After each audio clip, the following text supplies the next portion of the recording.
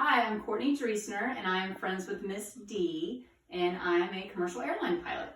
So I work for American Airlines, and I've worked there for about 3 years, but I've been with the airlines for about 13 years altogether. I was flying for a smaller airline before I got to American. So actually, my first airline, I flew this plane. This is Embraer 145, so it only carried 50 people.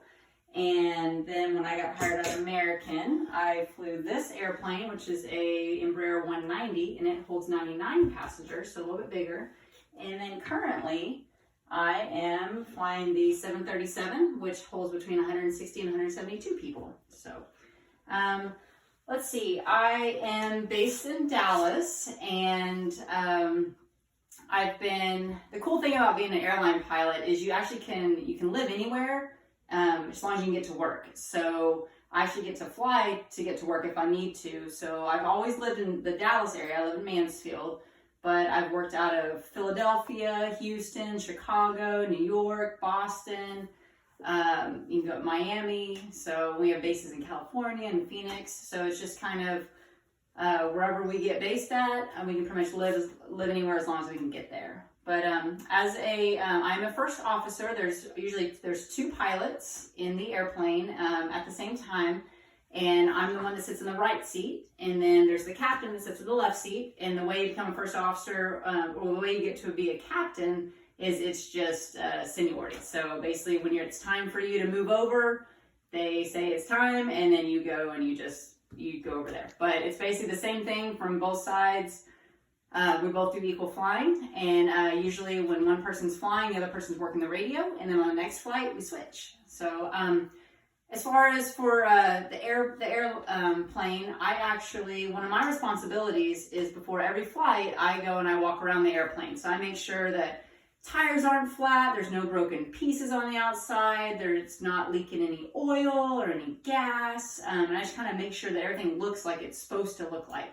If there's something that's wrong, then we call maintenance. So we worked with a lot of people, but we don't necessarily see them. Well, a lot of times we're talking to them whenever we go in the air. We're talking to air traffic controllers. They're kind of giving us directions, telling us how high we need to go to kind of keep everybody separate. Because there's kind of like little highways in the sky, and that's how we get from one place to another. As we look at these maps and we use satellites and GPS, kind of like when you have your car and they give you directions. We kind of do the same thing. But anyways, one of the more challenging jobs or parts of my job is whenever you can't really see very much outside. It's like when the weather's bad, when it's raining or it's real foggy. We can't really just look outside and know where we're going. So we have to look at our instruments. And like this is one of the things. And this is our cockpit.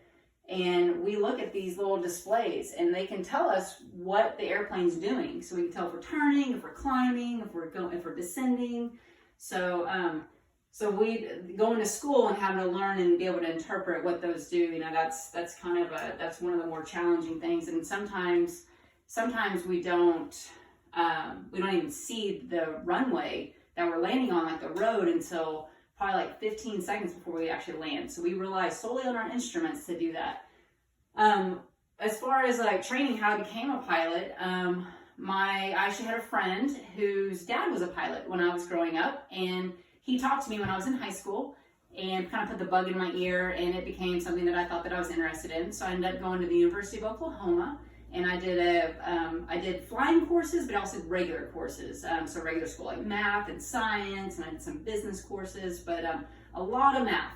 So, we work a lot with numbers. We do a lot of math constantly in the airplane.